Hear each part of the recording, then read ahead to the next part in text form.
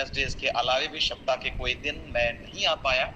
उसका वजह था सेवका में काफ़ी व्यस्त रहा और काफ़ी जगह परमेश्वर ने सेवा में इस्तेमाल किया।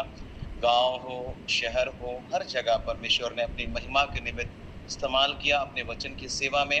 इस बात के लिए हम परमेश्वर पिता को धन्यवाद करते हैं और अभी भी हमारे पास समय काफ़ी व्यस्तम चल रहा है और आपकी सूचना के लिए मैं बता दूँ मैंने ग्रुप में अगर आप हमारे इस व्हाट्सएप ग्रुप में हैं, हर घर प्रार्थना घर के, तो हमने एक वर्शिप स्कूल के बारे में एक सूचना डाला था और उसकी तैयारी भी हम कर रहे हैं। भविष्य के लिए हम ऐसे अगुओं को तैयार करना चाहते हैं जो कलीसिया में गीत संगीत की सेवा में लोगों को अगुवाई करें और वास्तविक जो है आराधक जो होता है या वास्तविक अगुवा होता है वो कौन होता है ना? कैसे लोग होने चाहिए आत्मिक अगुवे, कैसे लोग होने चाहिए एक वर्शिप लीडर के रूप में। तो बहुत सारे ऐसी बातों को लेकर के हम 15 दिन का एक वर्शिप स्कूल चला रहे हैं और ये चाईबासा के पास जगन्नाथपुर नाम का जगह है और उसी जगह में एक हॉस्टल बनाया गया, कॉन्फ्रेंस हॉल बनाया गया है और हम वहाँ पर इस कार्यक्रम को करना चाहते हैं। यद्यपि हम जमशेदपुर में करना चाहते थे, अपने सेंटर में करना चाहते थे, परंतु कुछ पानी की किल्लत, कुछ चीज़ों की समस्या हुई और इस वजह से जो है ना हमको इस प्रोग्राम को वहाँ ले जाना पड़ा और काफ़ी लोग अभी प्रत्युत्तर दे रहे हैं, अच्छा लग रहा है। हमारे पास 50 से 70 लोगों का ही सीट है और करीब-करीब 32 लोग अभी हमारे पास कन्फर्म है और कई लोगों ने केवल फ़ोन किया है, वो कन्फर्म उन्होंने बस कहा है कि हम आएँगे। अगर आप में से कोई आना चाहते हैं तो हम आपका स्वागत करते हैं। ये झारखंड में कहेंगे चाईबासा से कुछ दूर आगे जगन्नाथपुर नाम का जगह है, वहाँ पर ये कार्यक्रम होने वाली है। मैं एक बार फिर से प्रभु यीशु मसीह के पवित्र नाम में आप सभी लोगों को आशीष देता हूँ। परमेश्वर पिता, पुत्र, पवित्र आत्मा के नाम से आप सब पर अनुग्रह हो और एक बार फिर परमेश्वर ने मुझे भला चंगा रखा, जिंदों की ज़मीन में ज़िंदा रखा। मैं परमेश्वर के उस जलाली नाम को महिमा, आदर देता हूँ। परमेश्वर पिता सचमुच भला है, उसकी करुणा सदा की है। कितने प्रकार की घटना, दुर्घटना से अब तक परमेश्वर ने हमें बचाए रखा। परमेश्वर का अनुग्रह मेरे जीवन में भी हुआ। मैं इस बात के लिए भी परमेश्वर को बहुत-बहुत धन्यवाद देता हूँ। परमेश्वर कितना भला है और हमारी हर आवश्यकता को वो पूरा करना जानता है, हमारी हर ज़रूरत को पूरा करना जानता है। सही परमेश्वर भला परमेश्वर है ना? हालेलुया! क्या आप हमारे साथ हैं? हालेलुया! हालेलुया! हालेलुया! ऐसा कुछ हादसा भी हुआ जिसमें परमेश्वर का सुरक्षा हमारे साथ हुआ। मैं संडे के दिन एक काम से अपने ऑफिस में बैठा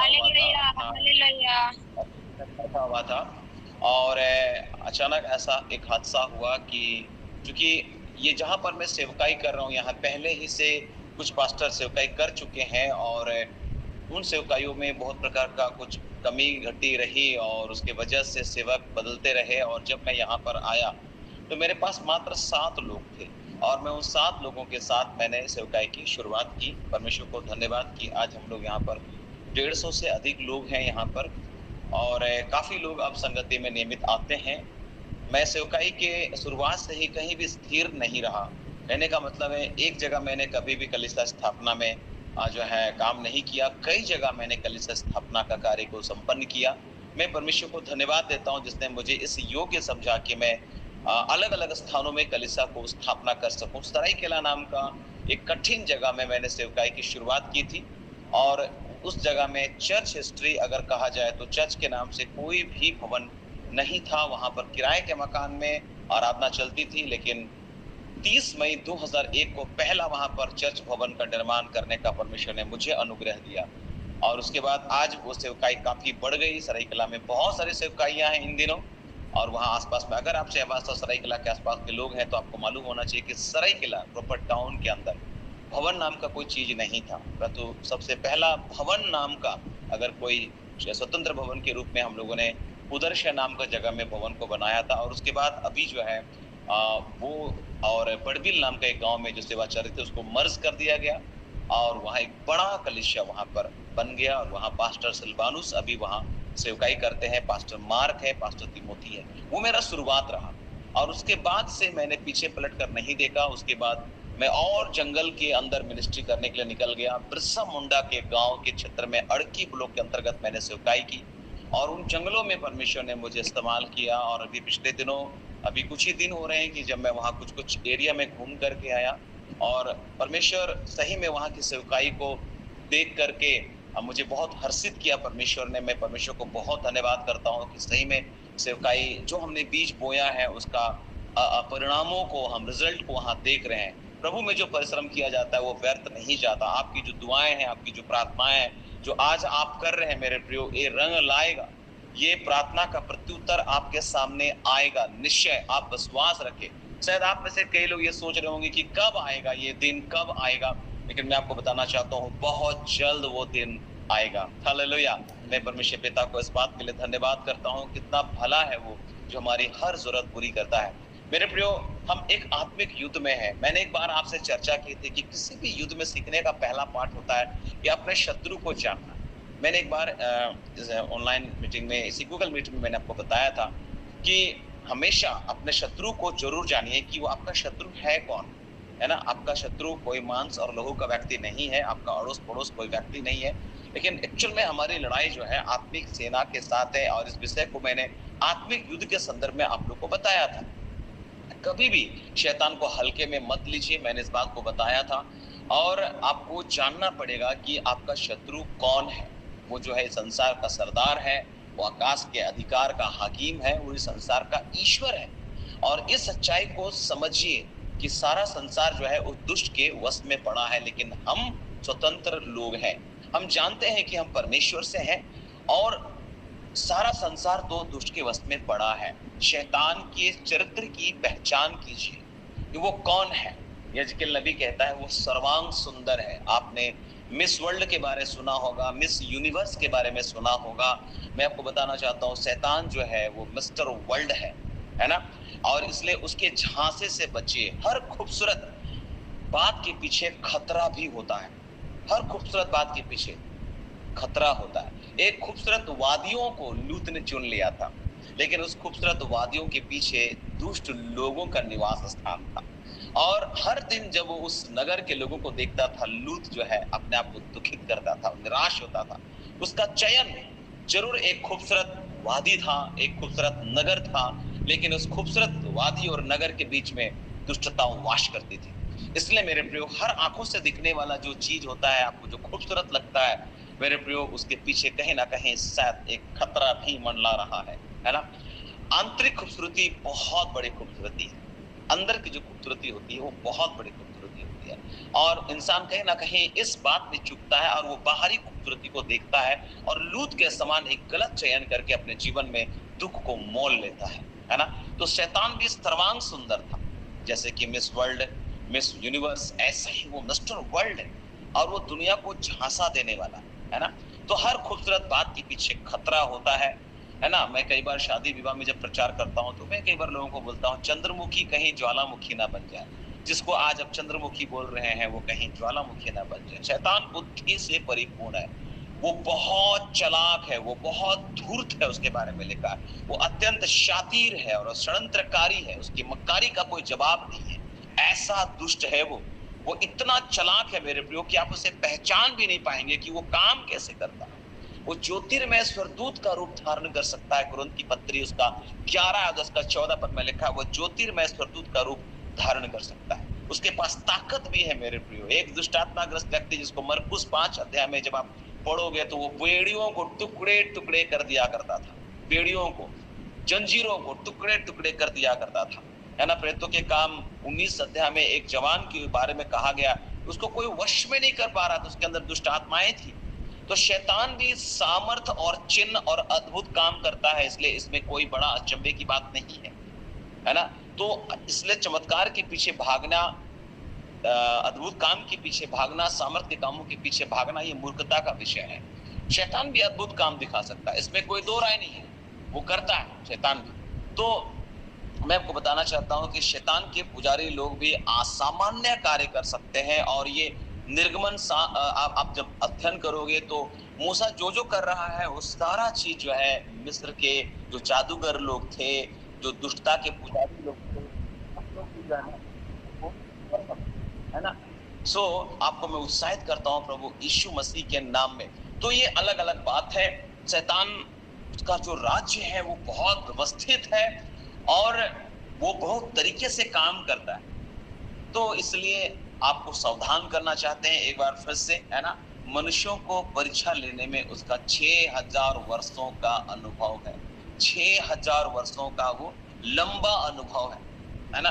तो हमारे आदि माता-पिता से जो उसने शुरुआत की थी वो आज भी जारी है झांसा देने का। वो हर दिन प्रयास करता है, वो खोज में रहता है। लिखा है पहला पतरस 5:8 में लिखा हुआ है कि वो खोजता है कि कौन विश्वास में कमजोर है, दुर्बल है और उसको फाड़ खाने के लिए वो तैयार है। इसलिए अपने विश्वास को कभी भी कमजोर होने मत दीजिए। वो पृथ्वी पर घूमते फिरते रहता है। अय्यूब उसके 2 अध्याय उसके 2 पद के वचन के अनुसार हम कहेंगे वो पृथ्वी पर घूमते फिरते रहता है। और मत्ती उसका 12 अध्याय उसका 43 में लिखा है वो सूखी जगह ढूंढता फिरता रहता है कि उसमें वास करे, उसमें आके बैठ जाए, है ना? और अगर हम लूका 4 अध्याय उसका 13 पद पढ़ेंगे तो वो छोड़कर चला जाता है, फिर सही मौके आने पर फिर से आकर के उसके अंदर जो है ना घर बना लेता है। इतना वो चालाक है ना? वो पहले बहुत ही सामर्थ्य स्वर्गदूत था शैतान, सभी को मालूम है हम लोगों को। वो लूसीफर था, है ना? और उसे पूरा ज्ञान है कि परमेश्वर का कार्यशैली क्या है, स्वर्गदूत का कार्यशैली क्या है और उसी हिसाब से वो काम करता है ना? तो उसके पास एक बहुत पुराना एक्सपीरियंस है और इसलिए उसको पुराना सांप बोला गया, पुराना अजगर बोला गया। प्रकाशित वाक्य 12 उसका 9 पद में उसको जो है ना पुराना अजगर बोला गया, पुराना अजगर, है ना? सो शैतान पुराना अजगर है। तो शैतान जरूर ऐसा है लेकिन जरूरत से ज्यादा उसका मूल्यांकन भी करना नहीं है क्योंकि वो एक सृजित जीव है। शैतान एक सृजित जीवन है और वो सृष्टिकर्ता से नीचे है। सृष्टिकर्ता सर्वशक्तिमान है। शैतान शक्तिशाली हो सकता है पर हमारा परमेश्वर जो है वो सर्वशक्तिमान है। हम ऐसे महान प्रभु की आराधना करते हैं मेरे प्रियो। और मैं आज इस संध्या समय में एक बार फिर से शैतान की उसकी कार्यशैली पर थोड़ा कुछ बातचीत करने जा रहा हूं। आप निर्गमन उसका 1 अध्याय मेरे साथ खोलिएगा और उसका हम 9 पद से पढ़ना प्रारंभ करते हैं। 9 पद से पहले 11 पद पढ़ते हैं, उसके बाद फिर हम लोग आगे बढ़ेंगे। कोई भी मेहरबानी करके आपके हाथ में बाइबल है आप निकाल करके इस भाग को पढ़ने में हमारी सहायता करें जी।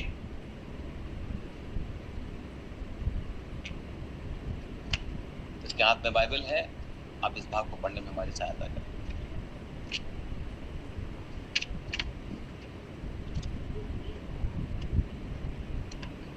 हेलो,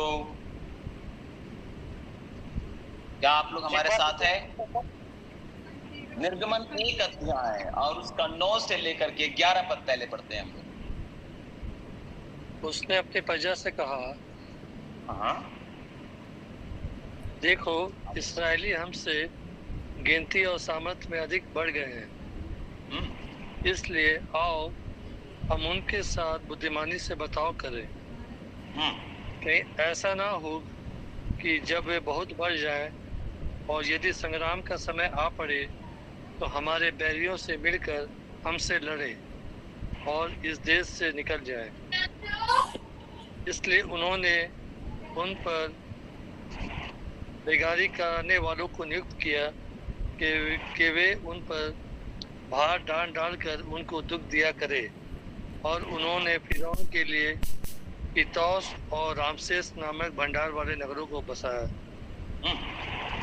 हम देखते हैं यहाँ एक कहानी, यद्यपि ये जो घटना है मिस्र में इजरायलियों की दुर्दशा की घटना है और कैसे मिस्र में उनका बंधुआई का समय शुरू होता है। आप सबको मालूम है कि इजराइल की संतान फूलने फलने लगी थी। अगर आप उसका 7 पद पढ़ेंगे तो लिखा है इजराइल की संतान फूलने फलने लगी थी। मेरे प्रियो, आज इस समय में वर्तमान समय में आप और मैं वो इजरायली हैं। इजराइल का मतलब परमेश्वर की मंडली से, इजराइल का मतलब परमेश्वर के प्रजा से है। और आज का डेट में पहला पतरस 2:9 के वचन के अनुसार से हम और आप उसकी प्रजा हैं, हम और आप उसकी संतान हैं क्योंकि हमने उसको ग्रहण किया है। इजराइल की संतान आज हम और आप हैं। मैं आपको बताना चाहता हूं निर्गमन की पुस्तक में इजराइल की संतान फल फूल रही थी और वे सामर्थी बनते चले जा रहे थे और वे बढ़ रहे थे और देश भर रहा था। आपको बताना चाहते हैं इस अंतिम समय में इज़राइल की संतान एक बार फिर से फल फूल रही है। हम सामर्थी बन रहे हैं, हम बढ़ रहे हैं, हम भर रहे हैं। इसलिए यहाँ पर इस पुस्तक के आधार पर आपको मालूम होना चाहिए कि जो धर्म वैज्ञानिक लोग हैं, बुद्धिजीवी लोग हैं, परमेश्वर के वचन के जानकार और ज्ञानी लोग हैं, वे मानते हैं कि निर्गमन की पुस्तक में जो मिस्र है वो संसार की ओर इशारा करता है और फिरौन जो है वो शैतान की ओर इशारा करता है। तो यहाँ पर जब ऐसा होने लगा, इज़राइल की संतान अर्थात परमेश्वर की मंडली, कलीसिया, विश्वासी, उनके चेले, उनकी संख्या बढ़ रही थी, वे फल फूल रहे थे और उस देश भर रहा था। तब क्या होने लगा कि वहां पर जो है जो शैतान अर्थात फिरौन जो है उसके मन में ये बात आ गई कि ये लोग तो बढ़ रहे हैं, इसलिए हम क्या करें, कहीं ऐसा ना हो कि ये हम पर प्रबल हो जाए। तो उन्होंने क्या किया, उनके ऊपर भार डालना चालू कर दिया, उनको दुख देना शुरू कर दिया। और 12 पद में लिखा है कि ज्यों-ज्यों वे उनको दुख देते गए, लिखा है इज़राइल की संतान के ऊपर शैतान ने जब भार डालना शुरू किया। आज वर्तमान समय में आपको बताना चाहता हूं कि अगर हमारे जीवन में शैतान दुख भी लाएगा, भार भी लाएगा, तो हम नीचे की ओर जाने वाले लोग नहीं हैं। यहाँ पर बाइबल बताती है, जब 12 पद को हम लोग पढ़ते हैं, एक बार पढ़ते हैं, चलिए इसको। 12 पद में क्या लिखा हुआ है जी? जी, पर ज्यों-ज्यों वे उनको दुख देते गए, त्यों-त्यों वे बढ़ते और फैलते चले गए, इसलिए वे इस्राएलियों से अत्यंत डर गए। देखिए, दुख आज जो कलीसिया में है, सताव है। छत्तीसगढ़ के अंदर, आप यूपी के अंदर, आप गुजरात के अंदर या झारखंड में भी कुछ कुछ जगहों में है। अगर ये सताव है तो इसका मतलब ये नहीं कि कलीसिया की सेवा ठप हो गई, सेवा और भी बढ़ी है। अगर हम छत्तीसगढ़ की बात करें तो इतना जबरदस्त वहां सेवकाई हो रही है। अगर आप में से कोई छत्तीसगढ़ से लोग हैं, इतना सताव वहां पर है, लेकिन वहां की सेवा को कोई रोक नहीं पाया। मेरे प्रियो, इतिहास ये साक्षी देता है कि ज्यों-ज्यों शैतान ने तरीके से कलीसिया को सताने के लिए हाथ डाला, त्यों-त्यों वे बढ़ते और फैलते चले गए। अगर आपके जीवन में सताव आ रहा है, आपकी सेवकाई में, आपकी कलीसिया जीवन, आपकी विश्वासी जीवन में, इसका मतलब है कि आपकी आत्मिक उन्नति, ग्रोथ और कलीसिया वृद्धि का एक कारण बन रहा है। यहाँ पर एक द्वार खुल रहा है। इस बात के लिए परमेश्वर को धन्यवाद दीजिए और कहिए कि मैं ट्रैक में हूं, इसलिए ये हो रहा है। मेरे प्रियो, आप ट्रैक में हैं, इसलिए सताव आ रहा है। शैतान को खलबली मचा हुआ है, क्योंकि वो देख रहा है कि इज़राइल की संतान फल फूल रही है, वो देख रहा है कि वो बढ़ रहे हैं, वो देख रहा है कि ये देश में फैल रहे हैं, वो भर रहे हैं, इसलिए वो सताव लाएगा। आपके आत्मिक जीवन में भी जब आप आगे बढ़ोगे, जब आप विश्वास में आगे बढ़ोगे, जब आप सेवा में आगे बढ़ोगे, जब आप साक्षी देने में आगे बढ़ोगे, गवाही देने में आगे बढ़ोगे, आप वचन में आगे बढ़ोगे, विश्वास में आगे बढ़ोगे, शांति और मेलमिलाप की बातों में आगे बढ़ोगे, अपने अंदर निश्चयता की बातों में, आनंद की बातों में, उद्धार की बातों में, आशा की बातों में जब आप आगे बढ़ोगे, तो शैतान को तकलीफ होगा, वो भार डालेगा। लेकिन मैं आपको बताना चाहता हूं, इज़राइल की संतान पर भार डाला गया, दुख डाला गया, लेकिन वो और बढ़ने लगे और इज़राइलियों से वे और डर गए, अत्यंत डर गए बोल करके बाइबल में ऐसा लिखा है। लेकिन वे फिर क्या हुआ? 13 पद में क्या हुआ? तो फिर क्या हुआ? संसार क्या किया? तो भी मिस्रियों ने इस्राएलियों से कठोरता के साथ सेवा करवाई। जी, कठोरता के साथ सेवा करवाई। संसार यूं ही नहीं जाने देगा, शैतान ऐसे नहीं जाने देगा। वो कठोरता और कठोरता लेकर के आएगा और ऐसी ऐसी बातों को लेकर के आएगा, ऐसी ऐसी निराशजनक बातों को जो आप अपेक्षा नहीं कर रहे थे। बिल्कुल उल्टा विपरीत बात। आप प्रार्थना कुछ कर रहे हैं, उसका रिजल्ट कुछ आ रहा है। आप काम कुछ कर रहे हैं, उसका उल्टा सारा चीज हो रहा है। ऐसे हालातों को लेकर के आएगा मेरे प्रियो। लेकिन बाइबल बताती है कि शैतान प्रबल नहीं हुआ है, निर्गमन में भी और आज भी वो प्रबल नहीं होगा। वहां पर आगे लिखा है और उसके बाद 14 में क्या लिखा हुआ है? और उनके जीवन को गारे, ईंट और खेती के भांति भांति के काम को कठिन सेवा से दुखी कर डाला। जिस किसी काम में वे उनसे सेवा करवाते थे, उसमें वे कठोरता का व्यवहार करते थे। कठोरता का व्यवहार लिखा है यहाँ पर। उनके जीवन को, इज़राइली संतान के जीवन को, परमेश्वर की प्रजा के जीवन को, परमेश्वर के चुने हुए लोगों के जीवन को, ये परमेश्वर की चुनी हुई प्रजा है मेरे प्रियो। और यहाँ पर फिरौन ने और मिस्र ने क्या किया? उनके जीवन को गारे में, उनके जीवन को ईंट और खेती के भांति भांति के काम की कठिन सेवा और दुख में उसको डाल दिया, और उनसे कठोरता का उन्होंने क्या किया, उनसे व्यवहार किया। मेरे प्रियो, ये होगा जब आप अत्यंत बढ़ेंगे, जब आप फलवंत होंगे, जब आप सामर्थी बनेंगे, जब आप देश में फैलेंगे, जब आप देश में भर जाएंगे, जब आप कलीसिया में अपने जीवन में भरने लगेंगे, परिवार के अंदर, व्यक्तिगत जीवन के अंदर में, तो आपके ऊपर और भार डाला जाएगा, आपको और कठिन सेवा दिया जाएगा, आपके जीवन को गारे में फंसा दिया जाएगा, आपके जीवन को ईंट और खेती के भांति भांति के कामों की कठिन सेवा से दुखित कर दिया जाएगा, आपके साथ कठोरता का व्यवहार किया जाएगा। और ये शैतान की चाल है, ये शैतान की चाल है। वो कभी नहीं चाहेगा कि आप अत्यंत फले फूले। और मेरे प्रियो, आगे क्या हुआ पता है? तो शैतान ने क्या किया, ये लोग फल फूल रहे, तो करना क्या है, अटैक किसको करना है? जब हम 15 में पढ़ते हैं तो क्या लिखा है, शैतान अटैक कहां करता है? देखिए क्या लिखा है, शिप्रा और पुआ नामक 2 इब्री भाइयों को मिस्र के राजा ने आज्ञा दी। क्या आज्ञा दी? जब तुम इब्री स्त्रियों को बच्चा उत्पन्न होने के समय प्रसव के पत्थरों पर बैठी देखो, तब यदि बेटा हो तो उसे मार डालना और बेटी हो तो जीवित रहने देना। ओके, अब जो आगे वंश को बढ़ाएगा, जो इजरायली मंडली को और फलवंत करने का कारण बनेगा, शैतान। यहां पर मैंने बताया कि फिरौन शैतान को इशारा करता है और मिस्र संसार को। अब यहाँ क्या हुआ, शिप्रा और पुआ नामक 2 इब्री भाइयों को मिस्र के राजा ने, लिखा है, आज्ञा दी कि जब कभी तुम ऐसा देखो कि कोई इब्री स्त्री गर्भवती है और वो संतान उत्पन्न करने वाली है, अगर वो लड़का जन्म देती है ना, तो उसको तुरंत मार डालना और बेटी को जिंदा रखना। परंतु हम लोग सभी, हम पूरा कहानी को जानते हैं। आप में से कितने लोग यहाँ हैं जो बाइबल को बहुत रीड किए हैं, पढ़े हैं, जानते हैं? इस संदेश को न जाने कितनी बार आपने सुना होगा, फिर एक बार सुनिए, ये रिवीजन है आपके लिए, वो पुनः आपको स्मरण दिला रहा हूं। परंतु लिखा है मेरे प्रियो, वे दाइयां परमेश्वर का भय मानती थी, इसलिए मिस्र के राजा की आज्ञा ना मानकर लड़कों को भी वो जीवित छोड़ देती थी। और तब मिस्र के राजा ने उनको बुलवा करके पूछा कि तुम जो लड़कों को जीवित छोड़ देती हो, तो ऐसा क्यों करती हो, ऐसा क्यों करती हो? मेरे प्रियो, कई बार जब आपके फेवर में कुछ लोग खड़े हैं ना, उनसे शैतान सवाल करना शुरू कर देगा, शायद उनको भी उलझन में डालना शुरू कर देगा। यहाँ पर उनको पूछा, ऐसा तुम क्यों करती हो? दाइयों ने फिरौन को उत्तर दिया, जानते क्या उत्तर दिया? इब्री स्त्रियां ना बड़ा जो है ना, वो लोग यहाँ क्या बोले, फुर्तीली होती हैं। दाई पहुंचने से पहले ही संतान उत्पन्न हो जाता है, इससे पहले कि नर्स पहुंचे, इससे पहले कि हम लोग पहुंचे, वो बच्चे को उत्पन्न कर चुकी होती है। इसलिए परमेश्वर ने क्या किया ना, उन दाइयों के साथ भलाई की और वे लोग बढ़कर बहुत सामर्थी हो गए और ये लोग बढ़ते चले गए। मेरे प्रियो, जब शैतान तरह तरह की योजनाएं बनाएगा, कहीं ना कहीं परमेश्वर ऐसे ऐसे लोगों को हमारे लिए खड़ा करेगा जो हमारे लिए सुरक्षा के कारण बनेंगे। इसलिए आगे लिखा है, उसके बाद तब फिरौन ने अपनी सारी प्रजा के लोगों को आज्ञा दी, इब्रियों के जितने बेटे उत्पन्न उन सबों को तुम नील नदी में डाल देना। उनको लगा ये दाई कुछ नहीं करने वाली, अब हम ही लोग को क्या करना पड़ेगा, सारा लड़का बच्चा लोग को नील नदी में फेंक देना है और वो मर जाए।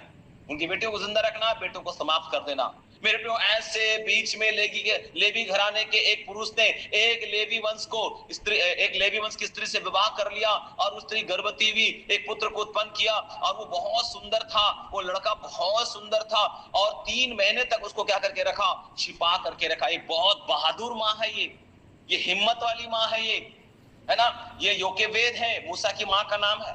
वो बहुत बहादुर स्त्री थी, 3 महीने तक उस बच्चे को छुपा करके रखी। हाँ मेरे प्रियो, एक अच्छी माँ अपने बच्चे के लिए लड़ पड़ती है। शैतान का टारगेट है हमारे बच्चे, शैतान का टारगेट है, अगर वो हमको नहीं सकेगा तो हमारे बच्चों पर आक्रमण करेगा, हमारे फैमिली के अंदर घुसेगा, नाना प्रकार के चाल के द्वारा हमारे जीवन को निराश करेगा, हमारे सेवकाई को भ्रमित करेगा, हमारे विश्वासी जीवन को भ्रमित करेगा। ये उसकी चाल है, शैतान की ये चाल है। मेरे प्रियो, मैं आपको बताना चाहता हूं इसी निर्गमन की पुस्तक से, मेरे प्रियो, शैतान कितना चालाक है। जब मूसा राजा के सामने खड़ा हुआ, फिरौन के सामने खड़ा हो गया, उसने जानना चाहा कि तुम लोग करना क्या चाहते हो। बोला हम अपने परमेश्वर की आराधना अपने देश में करना चाहते हैं, अपने देश में हमको जाने की इजाजत दिया जाए, हमको मिस्र से निकलने की आज्ञा दिया जाए। जानते हैं इतना शैतान चालाक है, फिरौन इतना चालाक था कि उनके सामने मुसीबतों का पहाड़ टूट रहा है। वहां पर मिस्र में कई प्रकार की मुसीबतें आने शुरू हो गई, और जब मुसीबत आता था फिरौन क्या करता था, मूसा को हारून को बुला लेता था, वे दोनों प्रार्थना करते थे, मुसीबत समाप्त हो जाता था। और इस बीच वो उनकी डिमांड को बोलता था, क्या चाहते हो? नहीं, हम लोग आराधना करना चाहते हैं, अपने देश में जाकर के हम लोग परमेश्वर की आराधना करेंगे। तो जानते हैं शैतान फिरौन क्या बोलता था? फिरौन क्या बोलता था? निर्गमन 8:25 देखिएगा एक बार, निर्गमन 8:25 जी देखते हैं, निर्गमन 8:25 क्या लिखा है वहां पर।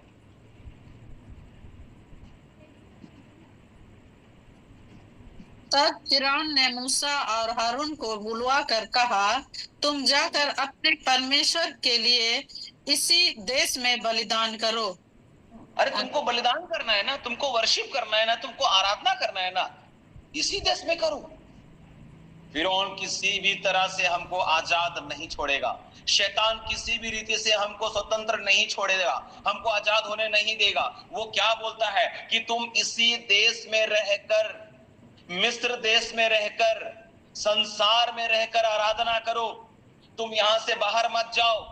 ये शैतान की योजना है कि संसार के साथ घुल मिलकर आराधना करो ना। क्या दिक्कत है, तुम चर्च में जाओ, बीड़ी भी फूको, खैनी भी खाओ, कोई प्रॉब्लम नहीं, चर्च लेकिन संडे में पक्का जाना है ना। इसलिए बहुत सारे मेनलैंड चर्च के लोग शैतान के झांसे में है, और वो सारे तमाम बुराइयों के साथ कलीसिया में प्रवेश करते हैं, वो संसार में रहकर प्रभु की आराधना करते हैं। मेरे प्रियो, संसार के साथ रहना परमेश्वर का दुश्मन बनना है, ये शैतान की चाल है, और ऐसा करके वो हमारी पवित्रता को भंग करता है।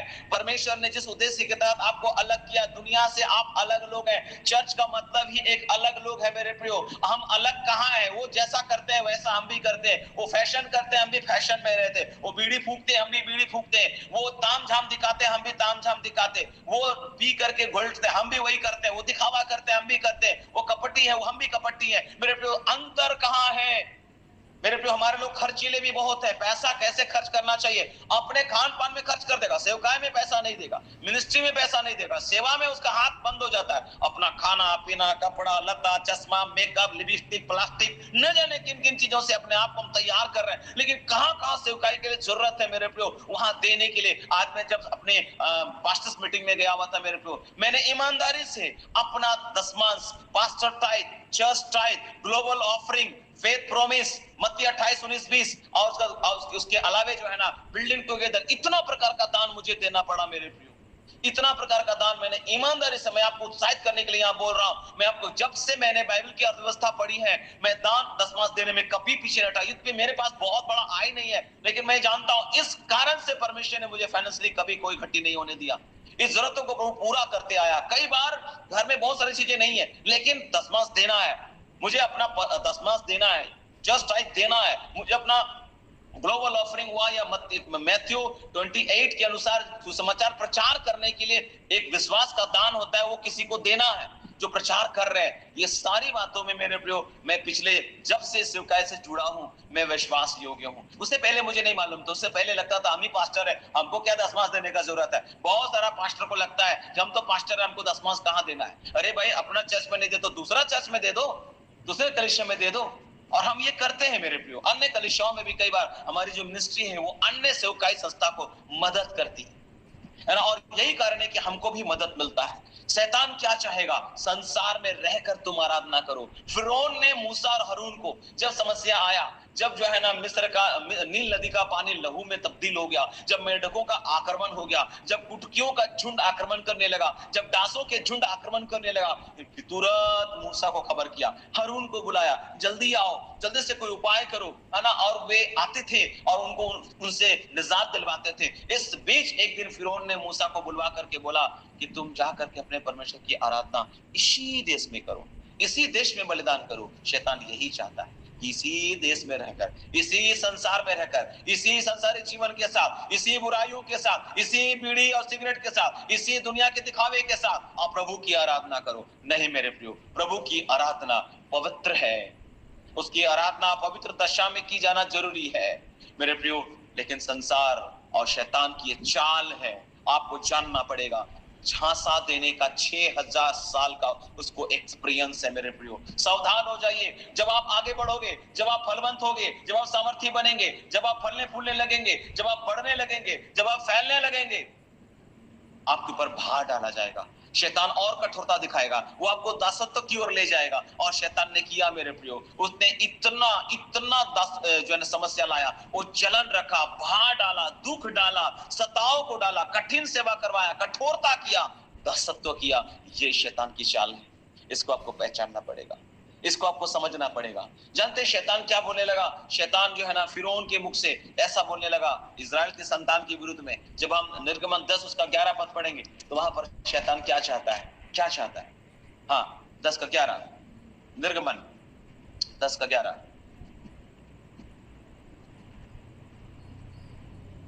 नहीं, ऐसा नहीं हो पाएगा।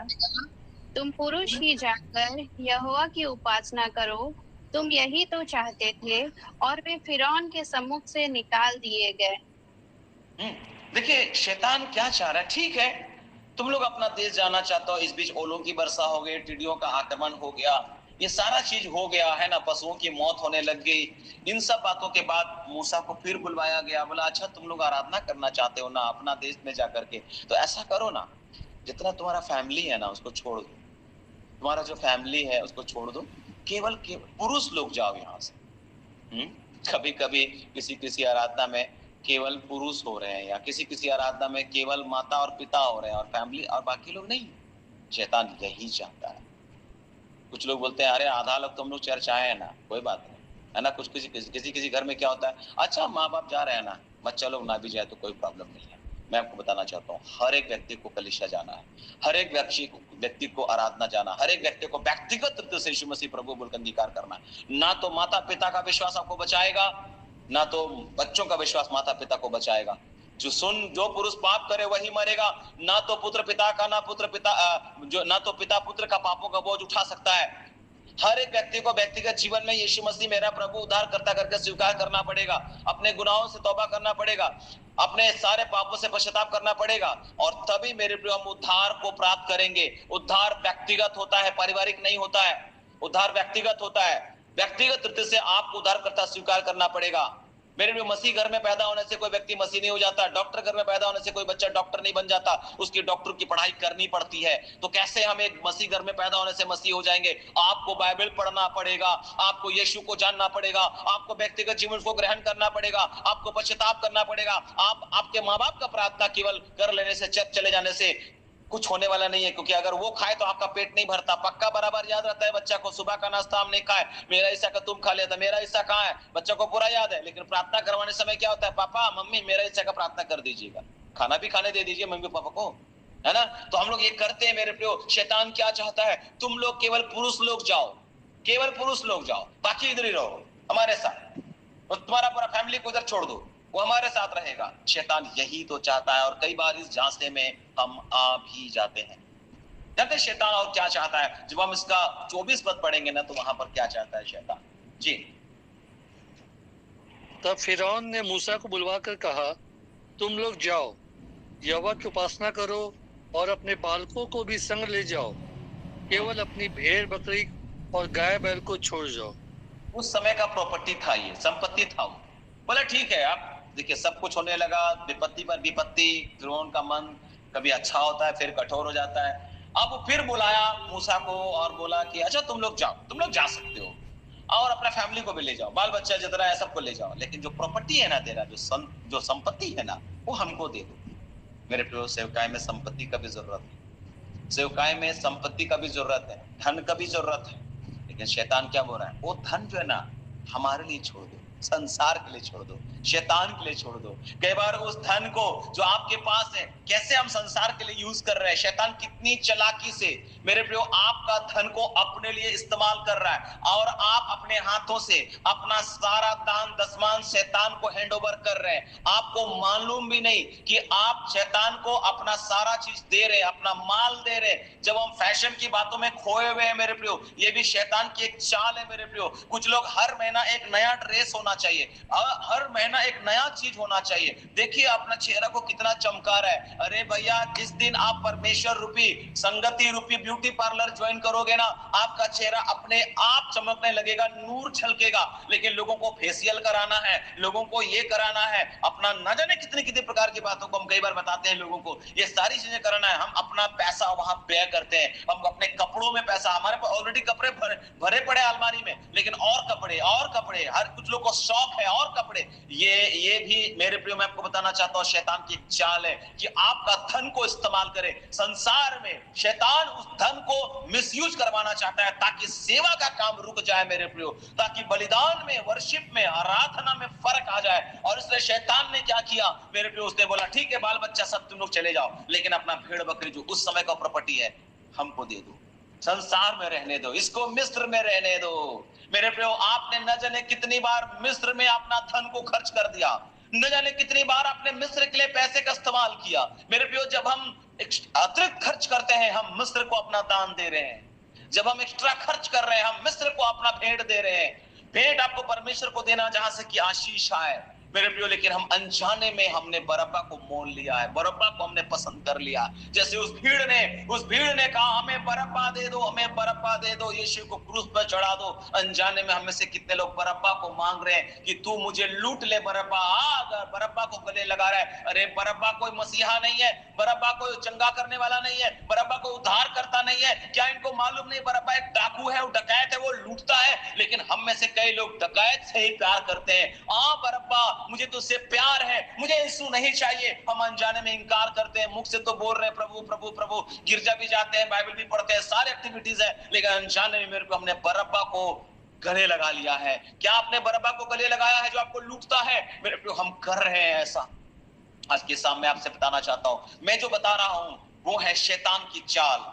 मेरा जो विषय है वो है शैतान की चाल। शैतान कितने तरीके से काम करता है मेरे प्रियो, है ना। अपनी प्रॉपर्टी छोड़ दो बोल रहा है, अपनी प्रॉपर्टी छोड़ दो, तुम लोग जाओ, तुम लोग पूरे चल जाओ, प्रॉपर्टी मेरे को दे दो, संसार को दे दो। और हम लोग अपना प्रॉपर्टी संसार को दे रहे हैं, खाने में, पीने में, कपड़े में, पहनने में, साज सिंगार खरीदने में, और न जाने किन किन दिखावटी के चक्कर में शादी होना है। और हम लोग का कैपेसिटी है 200 आदमी को बुलाने का, बुला लिए 1000 आदमी को, लुट गए हम, बर्बाद हो गए हम, कर्जे में पड़ गए हम, टेंशन में आ गए हम, चिंता में पड़ गए। क्या जरूरत था भैया, अपने नाक का सवाल था, हम लोग दुनिया को दिखाना था। फंस गए ना आप यहाँ पर, सेवकाई के लिए करते हैं ऐसा। मैं मरगहदा गांव में गया था, मेरे एक जगह है यहाँ पर खूंटी डिस्ट्रिक्ट के अंतर्गत, जानते वहां का पास्टर ने बोला, पास्टर जी मैंने लोन करके इस मीटिंग को ऑर्गेनाइज किया है। अकेला व्यक्ति वो खड़ा है, गांव मदद नहीं कर रहा है, कई लोग उसको मदद नहीं कर रहे, अकेला मीटिंग। लास्ट दिन लगभग 1000 लोग वहां पर आए हुए थे, 1000 लोग वहां पर आए थे मेरे प्रियो। मैं आपको उत्साहित करता हूं प्रभु यीशु मसीह के नाम में। लोन लेकर वो मीटिंग किया था, हम दोपहर के समय उनके साथ प्रार्थना बैठे थे मेरे प्रियो। उसके बाद हम लोग भी अपने व्यक्तिगत प्रार्थना में उसको याद कर रहे थे। और उसके बाद जानते, दोबारा जब उस पास्टर से हमारी मुलाकात हुई, दोबारा उसी मीटिंग के बाद रात्रि में जब बातचीत हुई, वो बता रहा था, पास्टर जी आपको बुलाने के लिए हमारे पास बहुत साल पहले का जो है ना एक प्लान था, लेकिन आप इतना बड़े आदमी है, कैसे हम बुलाए? बोले हम तो छोटा आदमी है भाई, आप ऐसा क्यों सोचते हो? उसकी पत्नी जो है सोच रही कि बहुत बड़ा पास्टर है, सब कैसे बात करें। वो लोग डायरेक्टली हमसे बातचीत भी नहीं किया, वो किसी माध्यम से बातचीत किया। बाद में हमने उनका नंबर लिया और डायरेक्ट हम उनसे बातचीत करते थे कि क्या हो रहा है मीटिंग के सिलसिले में। और उसके बाद उस दिन वो लोग आया और बोलने लगा कि हमारे मंडली में ज्यादा तो नहीं, 7 लोग ही है, 7 परिवार है करीब, और हम लोग बहुत कम लोग हैं। और हमने सोचा था कि पास्टर आएंगे तो क्या देंगे, तो मंडली के लोग बोला हम लोग 2000 रुपया दे देंगे। लेकिन मेरे प्रिय 2000 नहीं, कई गुना, 5 गुना उन लोगों ने मुझे भेंट दिया। और मुझे कहीं उनका भेंट लेने में भी थोड़ा शर्म लग रहा था। मैं वापस उसके भेंट को उनके थैले में डाल रहा था,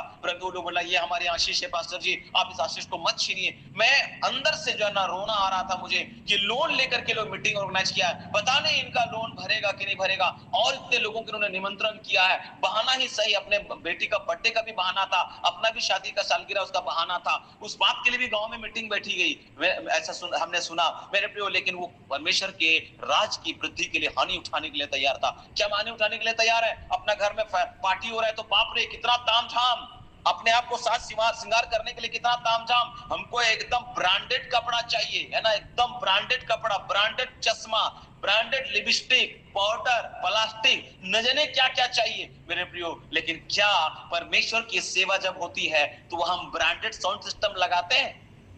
वहां अच्छा टेंट लगाएंगे हम?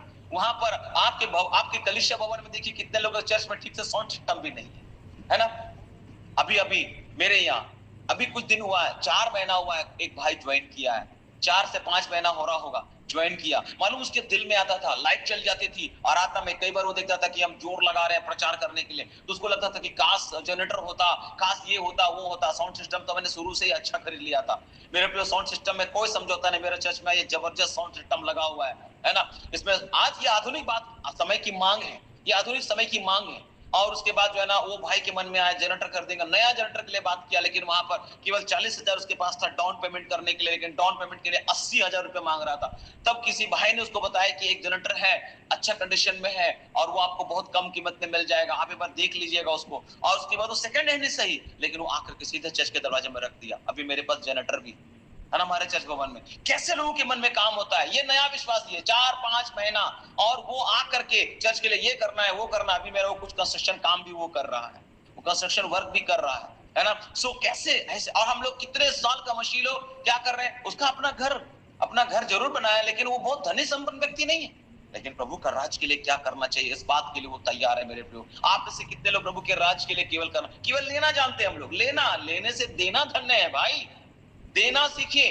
जानते हैं आज एक व्यक्ति एक जो बता रहा है कि हमारे इस क्षेत्र में पास्टरों को सवाल किया जा रहा है कि नया नियम में बताइए कहां पर देने के बारे में वचन लिखा हुआ है ना। पुराना नियम में तो दानो दशमांश लिखा हुआ है, नया नियम में कहां से यूट्यूब संदेश को लोग देख लेता है, यूट्यूब संदेश को देख लेता है, सवाल करता है। मैंने उस व्यक्ति से कहा नया नियम में आप देखना चाहते हो, कहां पर है? प्रेतों के काम दिखाए हम आपको, 4 अध्याय 5 अध्याय दिखाए हम। हननिया और सफीरा की कहानी आपको मालूम है? बोले नहीं मालूम है। आपके पास्टर ने कभी बताया नहीं, आपको सिखाया नहीं हननिया और सफीरा के बारे में? आप ऐसा सवाल खड़ा कर रहे हो कि दान दशमांश नहीं देना है हम लोगों को।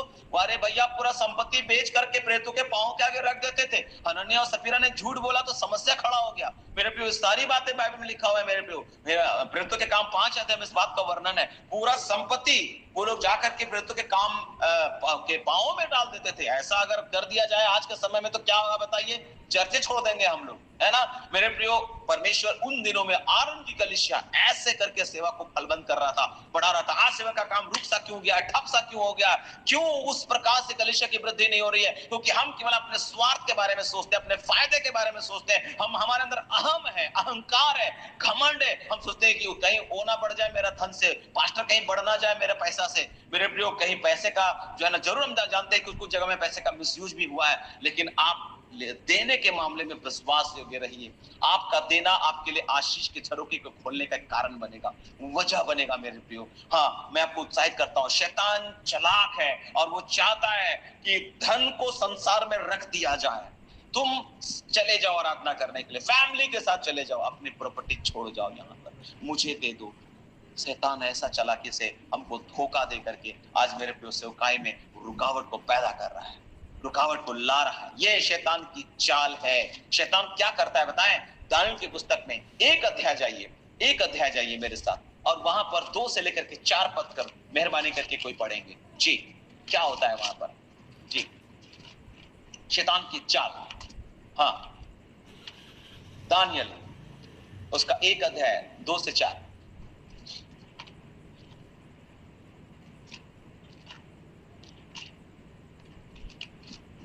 क्या लिखा है?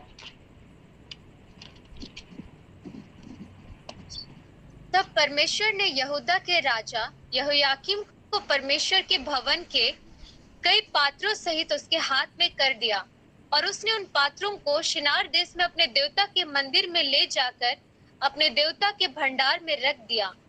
तब उस राजा ने अपने खोजों के प्रधान अशपनज को आज्ञा दी कि इजरायली राजपुत्रों और प्रतिष्ठित पुरुषों में से ऐसे कई जवानों को ला जो निर्दोष, सुंदर और सब प्रकार की बुद्धि में प्रवीण और ज्ञान में निपुण और विद्वान और राज मंदिर में हाजिर रहने के योग्य हों, और उन्हें कसदियों के शास्त्र और भाषा की शिक्षा दे। अब देखिए यहाँ पर एक राजा है, नबूकदनेस्सर राजा, और क्या प्लान वो बना रहा है देखिए। उसके वश में आ गया यहूदा का राज्य, यहूदी लोग उनके कंट्रोल में आ गए। उन्होंने सबसे पहले क्या किया? परमेश्वर के भवन के सारे पात्रों को शिनार देश में ये वही शिनार देश है मेरे प्रियो जहां गड़बड़ी हुई थी। ये वही शिनार है जो बाबुल कहलाया। ये वही शिनार है जो हर बुराइयों का जड़ है। उस जगह में अपने देवता के मंदिर में ले जाकर, अपने देवता के भंडार में उस सारे पात्रों को जो परमेश्वर के भवन के पात्र हैं रखवा दिया। शैतान यही करता है। शैतान उन पात्रों को अपने लिए अलग करके रख लेता है। वो जानता है परमेश्वर की कार्यशैली को। जैसे परमेश्वर अपने पात्रों को अपने पास रखता है, वैसे ही मेरे प्रिय शैतान चालाकी से उन पात्रों को अपने कब्जे में लेकर अपने नजदीक रखता है। मेरे प्रियो, आप और हम परमेश्वर के पात्र हैं। हम परमेश्वर के भवन और उसके पात्र हैं। कई बार शैतान जो है क्या करता है, उसको अपने भंडार में रख देता है। ये मेरा भंडार में रहेगा। आज मेरे प्रियो कितने ऐसे लोग हैं जो शैतान के भंडार में हैं। शैतान के भंडार से आपको उसका माल लूटना है, लिखा है बाइबल में। उसका माल को लूटना है। उसका माल उसका नहीं है, उसने अपना बना लिया है। आपको वहां जाकर के उन पात्रों को जो उसके भंडार में रख दिया गया है, आपको निकालना। इस बात की जिम्मेदारी परमेश्वर ने आपको और मुझे दी है। झपट करके निकालिए मेरे प्रियो उनको। बस अपने लिए दे दे चंगाई दे दे, शांति दे दे, प्रभु टोकरी दे दे, छोकरी दे दे, नौकरी दे दे। हम केवल इसी में फंसे पड़े हैं। मेरे प्रियो, प्रभु का काम कीजिए, आपका काम होगा। मैं आपको बताना चाहता हूं, आपके प्रार्थना का जवाब मिलेगा जब आप उसकी बातों का जवाब देंगे। क्योंकि हम परमेश्वर की बातों का जवाब देते नहीं, इसलिए परमेश्वर हमारी बातों का जवाब देते नहीं। सीधी बात, नो बकवास। कोई यहां पर सवाल की बात नहीं है। क्यों परमेश्वर नहीं देता? क्योंकि हमने परमेश्वर को जो देना चाहिए दिया ही नहीं। मेरे प्रियो, परमेश्वर जो हमसे मांग किया उसको हमने दिया ही नहीं। हमने उसकी सेवा जैसी करनी चाहिए की ही नहीं। इसलिए हम परमेश्वर के उस अनुग्रह से वंचित हो रहे हैं। मेरे प्रियो, परमेश्वर आशीष क्यों देगा? जब आप उसकी बातों का प्रत्युत्तर देंगे, परमेश्वर आपकी प्रार्थना का प्रत्युत्तर देगा। मेरे प्रियो, अगर कोई बड़ा पास्टर होता तो साथ में फोटो के साथ बगल में लिखा रहता, इसने बोला है, इसने बोला। हम लोग छोटा छोटा लोग हैं इसलिए नहीं आता। कई बार मैं कितनी बार बोलता हूं ऐसी बातों को, है ना। परमेश्वर आपकी प्रार्थना का प्रत्युत्तर तब देगा जब आप परमेश्वर को उन प्रत्युत्तर देना चालू कर देंगे। हालेलुया। उत्तर देगा। सीधी बात, यही सीधा बात है मेरे प्रियो। मेरे प्रियो, यहाँ क्या हो रहा है? यहाँ नबूकदनेस्सर राजा यहाँ पर शैतान की जगह में है और वो मंदिर के पात्रों को उन देवताओं के भंडार में रखवा देता, अपने भंडार में रखवा रहा है। और लिखा है, तब उस राजा ने क्या किया? खोजों के प्रधान अस्पनज को आज्ञा दिया कि क्या करना तुम, इजरायली राजपुत्रों, प्रभु की प्रजा, यहोवा की प्रजा, यहोवा की मंडली, यहोवा की कलीसिया। मेरे प्रियो, वहां के राजपुत्रों को, हम और आप जो राजपुत्र है, राज पदधारी याजकों का समाज, हम प्रतिष्ठित लोग हैं, उसकी नीच धन, नीच प्रॉपर्टी है, नीच संपत्ति है। और यहाँ पर इसी सारी नीच संपत्ति को शैतान क्या कर रहा है? मेरे प्रियो, यहाँ लिखा, उन राजपुत्रों को, प्रतिष्ठित पुरुषों में से ऐसे जवानों को लाओ जो क्या है? निर्दोष, सुंदर, बुद्धि में प्रवीण, ज्ञान में निपुण, विद्वान, राज मंदिर में रहने के योग्य हो। हमारे बीच में मेरे प्रियो कितनी बार चर्च में ऐसे लोग जो बुद्धि ज्ञानी हो जाते हैं, पढ़ लिख करके आगे बढ़ जाते हैं, मेरे प्रियो वो कभी प्रभु के काम नहीं आते। आप देखिएगा हमारे बीच में कलीसिया में जब पढ़े लिखे लोग होते हैं ना, बाइबल ही भूल जाते हैं, चर्च ही भूल जाते हैं, समय नहीं है बोलता है वो लोग, है ना। संसार में मेरे पे ऐसे लोग तो एकदम यज्ञ करवाएगा, जो ना पाठ करवाएगा, न जाने क्या क्या करवाएगा, वो लोग जगह जगह में मंदिर निर्माण कार्य करवाएगा। ये सारा हमारा लोग को पता नहीं क्या हो जाता है। बचते कौन है? गरीब, दुखी, मीडियम क्लास, पैसे की कमी, वही हालेलुया प्रेज द लॉर्ड कर रहा है, बस ऐसे करके। और अच्छे अच्छे लोग, जब जो ऐसे लोग हैं वो कहाँ है? नबूकदनेस्सर के महल में।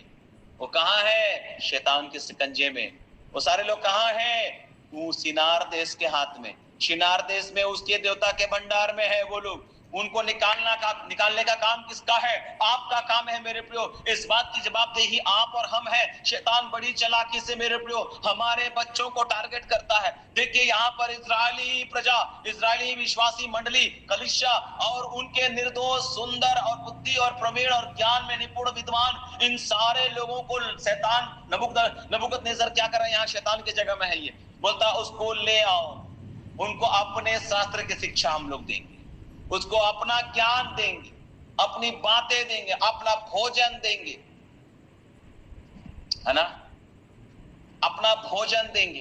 राजा ने आज्ञा दी कि उसके भोजन और पीने के दाख मधु से उन्हें प्रतिदिन खाने पीने को दिया जाए। अपना भोजन, शैतान अपना भोजन देगा। यहाँ नबूकदनेस्सर शैतान के जगह में है, अपना भोजन उनको देंगे, इस प्रकार उसका लालन पोषण करेंगे। लेकिन मेरे प्रियो, यहाँ पर ऐसे भी कुछ लोग हैं, दानियल जैसे लोग हैं यहाँ पर, जो है ना, उन तमाम जो है ना शद्रक मेशक अबेदनगो जैसे लोग बैठे हुए हैं। मेरे प्रियो, नाम भी चेंज करता है। शद्रक मेशक अबेदनगो ओरिजिनल नाम नहीं है, अपना देवी देवताओं का नाम में ये नाम रखा गया।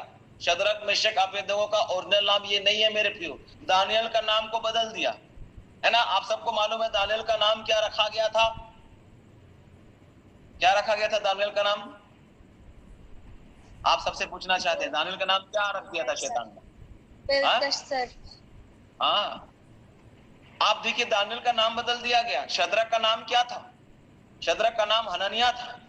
मेशक का नाम क्या था? मिशाएल नाम था उसका। और जो है ना, अबेदनगो का नाम क्या था? अजरिया। तो हननिया, मिशाएल और अजरिया, ये तीनों का नाम शैतान चेंज कर दिया। कभी कभी शैतान बड़ी चालाकी से बोलता, अरे बाबा, परमेश्वर नाम चेंज करता, हम भी चेंज कर देंगे। अब्राहम अब से तेरा नाम अब्राहम नहीं होगा, सारा अब से तेरा नाम सारा ही नहीं होगा, सारा होगा, है ना। एकदम शैतान परमेश्वर को फॉलो करता है, लेकिन उल्टा काम के लिए फॉलो करता है। उसको मालूम है परमेश्वर की कार्यशैली, उसको मालूम है परमेश्वर के स्वर्गदूत की कार्यशैली, क्योंकि वो भी स्वर्गदूत रह चुका है। उन्हीं तरीकों का इस्तेमाल करता है और गड़बड़ी लाता है। इनका नाम बदल दिया और मेरे प्रियो, साजिश तो किया, लेकिन इन चारों जवानों के विश्वास को हिला नहीं पाया। हालेलुया। बुलाए हुए बहुत है, चुने हुए बहुत कम है मेरे प्रियो। आपको बताना चाहते हैं, बुलाए हुए बहुत है, चुने हुए बहुत कम है मेरे प्रियो। मैं आपको बताना चाहता हूं, यहाँ शैतान ने बड़ा चालाकी से इन लोगों को अपने साजिश के तहत जो है ना अपने महल में रखने की कोशिश की, अपने शास्त्र का शिक्षा देकर उनको भ्रमाने की कोशिश की। लेकिन दानियल, शद्रक, मेशक, अबेदनगो जैसे लोग यहाँ पर थे, ये चुने हुए लोग थे मेरे प्रियो। और जो चुना हुआ लोग होता है, सुनिए इस बात को, जो चुना हुआ लोग होता है उसको शैतान चूना नहीं लगा सकता है। जो चुना हुआ लोग होता है उसको शैतान चूना नहीं लगा सकता है। मैं कितनी बार अभी इस बात को बोल करके आया मेरे प्रियो। आप चुने हुए लोग हैं, शैतान कैसे चूना लगाएगा आपको? आपको चूना नहीं लगा सकता शैतान, क्योंकि आप चुने हुए लोग हैं। चुने हुए लोग चूना फेरी कब्र नहीं होते, लेकिन जो बुलाए हुए खाली वही चूना फेरी कब्र होते हैं। आप चूना फेरी भी कब्र है कि चुने हुए लोग हैं, मुझे नहीं पता आप क्या है। आप चुने हुए कि चूना फेरी कब्र है, क्या है? देखो, जांचो, चेक करो अपने अंदर। आइए हम प्रभु के राज के लिए काम करें मेरे प्रियो। ये समय उठकर खड़े होने का समय है। मैं आपको उत्साहित करूंगा, जब इजराइल की संतान फलवंत होगी, जब इजराइल की संतान फलने लगेगी, फूलने लगेगी, बढ़ने लगेगी, फैलने लगेगी, भरने लगेगी, शैतान हलचल मच जाएगा उसके खेमे में। क्या करे ये लोग? बलशाली हो रहा है। समस्या लाओ, भार डालो, चिंता डालो, दासत्व लाओ, कठोरता व्यवहार करो, इनके ऊपर ऐसे ऐसे समस्या खड़ा करो, कैसे बढ़ेगा देख लेंगे। लेकिन मैं आपको बताना चाहता हूं, शैतान चाहे कितना भी प्रयास कर ले, वो हमको बढ़ने से नहीं रोक सकता। हम बढ़ेंगे, बढ़ के रहेंगे। इस मुहिम को जो आपने विश्वास का सफर शुरू किया है मेरे प्रियो, डरिए मत। अलग अलग तरीके से शैतान समस्या लेकर के आएगा। शैतान जो है क्या करेगा? वो कहेगा कि संसार में रहकर आराधना करो, अपने परिवार को छोड़ दो और आराधना करो, अपनी संपत्ति छोड़ दो और आराधना करो। संसार की शिक्षा लोगों को सिखाया जाएगा। शैतान संसार की बातों में लोग आपको ऐसा कर देगा, आपकी जरूरतों को बढ़ा देगा। नौकरी हमको चाहिए, पढ़ाई हमको चाहिए, डिग्री लेना है, ये पढ़ाई, वो पढ़ाई, ऐसा पढ़ाई, ऐसा पढ़ाई में कई बार शैतान से जो लड़ाई है उसको हम लोग भूल जाते हैं। शैतान की ये चाल है मेरे प्रियो, ईर्ष्या, भार, दुख, सताव, कठिन सेवा, कठोरता, दासत्व, गुलामी, ये शैतान की चाल है। आपकी स्वतंत्रता समाप्त, बीज को उठा ले जाता है शैतान। जो वचन का बीज अभी डाला जा रहा है, अभी थोड़ी देर के बाद कितना लोग वचन को भूलने वाले हैं आप में से कितने लोग? अभी हम 100 से भी ज्यादा, 131 व्यक्ति से भी ज्यादा लोग हैं। हम लोग करीब 135-36 लोग यहाँ पर बैठे हुए हैं मेरे प्रियो। मैं आपको बताना चाहता हूँ, अभी शैतान आएगा और कितना लोगों के अंदर से अभी वो वचन रूपी बीज को उठा लेगा। मरकुस 4:15 में ये बात आई है मेरे प्रियो, उठा लिया गया वचन। पवित्र आत्मा से झूठ बुलवाएगा आपको, पवित्र आत्मा से झूठ बुलवाया। प्रेरितों के काम में 5 अध्याय में हननिया सफीरा ने झूठ बोल दिया। शैतान यही करवाता है, दोष लगाता है। प्रेरितों के प्रकाशित वाक्य माफ कीजिएगा 12:10 में लिखा है, वो दोष लगाने वाला आपके अंदर दोष बात को लेकर के आएगा। गिल्टी फील करेंगे बहुत सारी बातों को, हम कमजोर हैं, हम दुर्बल हैं, शायद मेरे वजह से ऐसा हो रहा है, शायद परिवार आगे नहीं बढ़ रहा है, उसका वजह हम है, कहीं ना कहीं हम ऐसा है। आपके अंदर वो दोष आरोपण का भाव को, आपके अंदर वो गिल्टी को लेकर के आएगा, आपके अंदर ऐसी भावनाओं को लेकर के आएगा कि आप आगे ना बढ़ो। ये शैतान का चाल है। प्रकाशित होते 12:10 में लिखा हुआ है, वो दोष लगाने वाले भाव को आपके अंदर लेकर के आएगा और आपको लगेगा शायद मेरी वजह से ऐसा हो जा रहा है, वैसा हो जा रहा है, मैं नहीं बढ़ पाऊंगा, शायद मेरे वजह से परिवार आगे नहीं बढ़ पा रहा है, मेरे बाल बच्चे आगे बढ़ नहीं पा रहे हैं, मेरे को नौकरी नहीं मिल रहा है, मेरा परिवार ठीक नहीं है, कलीसिया ठीक नहीं है, वो मेरे वजह से है, कहीं ना कहीं मेरे अंदर वो कमी है। आपके अंदर हीन भावना आएगा, दोषारोपण की भावना आएगी और आप अपने आप को संकुचित करते चले जाएंगे और ऐसा करके शैतान जो है ना, वो आप उसको खुशी होने का पल दे देंगे। हम तो यही चाह रहे थे कि ऐसा सोचते रहे, ऐसा सोचते रहे। वो विचारों को हमला करता है। मेरे प्रिय जानते हैं, जब शैतान हमला करता है, शैतान हमला करता है, शैतान के बारे में यूहन्ना 10:10, किसको यूहन्ना 10:10 याद है? यूहन्ना 10:10 किसी को याद है? जल्दी से अनम्यूट होकर के बोल दीजिए। यूहन्ना 10:10। Hallelujah, hallelujah. बोलिए, समय हमारा समाप्त हो रहा है। चोर कोई काम करने के लिए नहीं, घात करने के लिए आता है। हाँ, चोर किसी और काम के लिए नहीं, लेकिन चोरी करने, घात करने और नाश करने के लिए आता है। मेरे प्रियो, वो चुराता क्या है? हमारा विश्वास। वो चुराता क्या है? वचन। चुराता क्या है? शांति और मेल मिलाप। चुराता क्या है? आपका आनंद। चुराता क्या है? उद्धार का आनंद। चुराता क्या है? आपके अंदर जो निश्चयता है, आपके अंदर जो निश्चयता है चुरा लेगा। चुराएगा क्या? आशा की बातों को जो आपने रखा हुआ है चुरा लेगा। चुराएगा क्या? आपकी गवाही को, आपकी गवाही को। शैतान क्या चुराता है? आपके विश्वास को, वचन को, शांति को, मिल मिलाप को, आनंद को, उद्धार का आनंद को, निश्चयता को, आशा को चुराता है। साक्षी और गवाही की बातों को जो आपके पास है उसको चुराएगा, ताकि परमेश्वर के नाम की महिमा ना हो सके। वो बुद्धि को अंधा करेगा। 2 कुरिन्थियों 4:4। वो बुद्धि को अंधी कर देगा। आंख अंधा रहेगा तो भी चलेगा, बुद्धि अंधा होगा ना तो सब गड़बड़ है। और यही वो चाहता है। ये शैतान की चाल है, ये शैतान की चाल है मेरे प्रिय। शैतान मनुष्य के संपूर्ण व्यक्तित्व को प्रभावित करता है। उसके शरीर, उसके आत्मा, उसके विचार, तीनों क्षेत्र में आक्रमण करके उनको प्रभावित करता है। आपके शरीर पर आक्रमण करेगा, आपके आत्मा पर आक्रमण करेगा, आपके विचारों और सोचों पर आक्रमण करेगा। ये शैतान की चाल है मेरे प्रिय। जब इजराइल की संतान बढ़ेगी, फलेगी, फूलेगी, आपको बताना चाहते हैं, फिरौन को तकलीफ होगा, शैतान को तकलीफ होगा। जब आपके जीवन में भार आता है, मत डरिए। सताव आता है, मत डरिए। दुख आता है, मत डरिए। कठिन सेवा आता है, मत डरिए। रास्ता टेढ़ा मेढ़ा दिख रहा है, मत डरिए। कठोरता आता है, मत डरिए। कई बार दासत्व आ सकता है, ऐसा लगेगा हम बंध गए हैं, मेरा हाथ पैर बंद हो गया है, अब हम कुछ नहीं कर सकते हैं, अब मेरे लिए कोई उपाय नहीं है, कहाँ जाऊं कहाँ जाऊं। मैं आपको बताना चाहता हूँ, ऐसे समय में एक बात याद रखिएगा, जिस परमेश्वर की सेवा आप कर रहे हो वह सब नामों में ऊंचा नाम है। हालेलुया। सब नामों में श्रेष्ठ है, सब नामों के ऊपर है। बीमारी एक नाम है, समस्या एक नाम है, निराशा एक नाम है, असफलता एक नाम है, गरीबी एक नाम है, निर्धनता एक नाम है, आपके जीवन में आपका अकेलापन एक नाम है, आपकी अशांति एक नाम है। इन सारे नाम के ऊपर यीशु मसीह का नाम है, यहोवा का नाम है। याद रखिएगा, ऐसा वो अद्भुत परमेश्वर है। हाँ, हम बढ़ेंगे, फिरौन को तकलीफ होगा, संसार को तकलीफ होगा, बाहर डाला जाएगा, लेकिन याद रखिएगा, हमारा सारा गुनाहों का बोझ, हमारा सारा भार, दर्द, तकलीफ, सारी चीजों को यीशु मसीह ने अपने कांधे पर उठा लिया है, अपने कांधे पर उठा लिया है। हम स्वतंत्र कर दिए गए।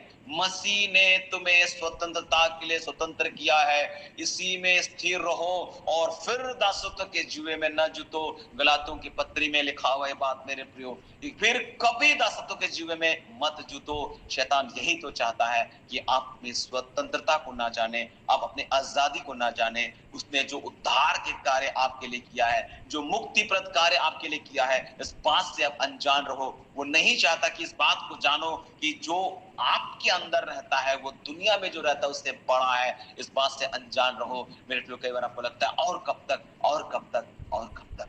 हिम्मत रखो, हिम्मत रखो, कभी ना कभी, हमें नहीं पता समय कब है। अब्राहम ने केवल इसहाक देखा था मेरे प्रियो, और इसहाक में उसने पूरे एक बड़ी जाति को देख लिया। इस समय आपकी आशीषें शायद छोटी है, उनमें आप भविष्य को देखना शुरू कर दीजिए, उनमें उस कम में बहुत को देखना शुरू कर दीजिए। मेरे प्रियो, मैं आपको बताना चाहता हूं कि 300 लोगों के द्वारा 1,35,000 की बड़ी अमालेक की सेना को हराया था परमेश्वर ने। गिदोन, तुम 32,000 सेना लेकर के क्यों खड़ा है? मेरा नाम खराब करेगा तुम? बोलो किसको किसको डर लग रहा है? भाव लोगों को। 22,000 उसी समय भाग गए, बच गए 10,000। पानी के समय सामने उनको परखा गया।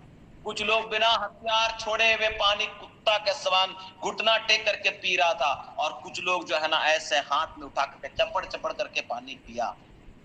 उसने समझ लिया परमेश्वर ने, बाप रे इतना डरपोक लोग हैं, हथियार भी नहीं छोड़ रहे पानी पीने समय में, इनको भगाओ।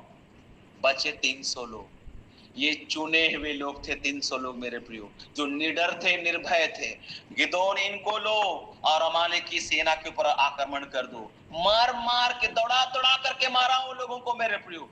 आपके पास शायद 300 है, ये कम है, बड़ी सेना सामने खड़ी है। मैं आपको बताना चाहता हूं, परमेश्वर आपके कमी में महान काम करने वाला परमेश्वर है। आप जरूर कम हो सकते हैं, लेकिन आप किसी से कम नहीं हो सकते हैं। हालेलुया। 300 हो सकते हैं, 1,35,000 को हराने की सामर्थ आपको परमेश्वर ने दे रखा है। यह सामर्थशाली परमेश्वर है। अपना भरोसा उस पर जताइए, मत डरिए, भय मत खाइए। आइए हम निडर होकर के अपने काम में विश्वास में आगे बढ़ते चले जाएं। आइए हम ईश्वर के लिए प्रार्थना करें, ताकत बने, ईर्ष्या, डाह, चुगली, चपाटी, इन सारी बातों को भूल जाएं। और आइए हम नम्र बने, दीन बने, आत्मा के फलों से सुशोभित हो जाइए। सेवकाई में भी प्रभु के दासों, कब तक इसकी उसकी करते रहोगे? केवल करना है तो उसकी करो, उसकी इबादत करो, उसकी इबादत करो, बस इसकी उसकी नहीं, उसकी इबादत करो। और देखिए आपकी क्या होती है, परमेश्वर आपके लिए क्या करने वाला है।